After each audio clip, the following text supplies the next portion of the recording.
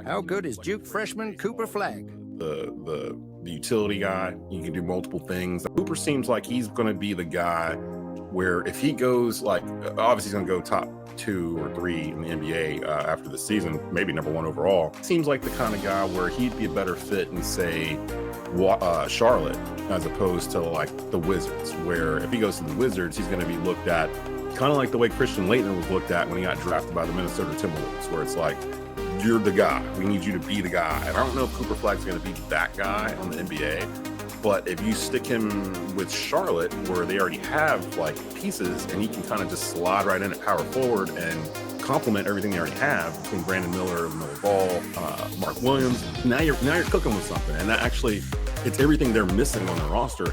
It's him. Like when I watch them, like that's what they're missing on their roster is Cooper Flagg. Like they get him, everything else starts to make sense. The soup tastes better because it's like the added ingredient they didn't really have. And so I'm watching him do all this stuff, and it seems like he's getting more comfortable as the year goes on, because in the very beginning of the year, he wasn't really known as, we weren't looking at him as a volume scorer.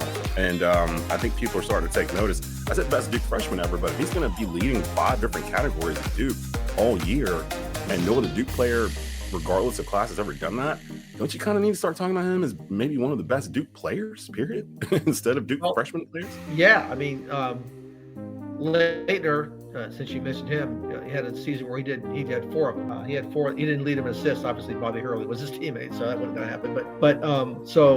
Laettner and Filipowski had a season last year where he led him in everything but assists.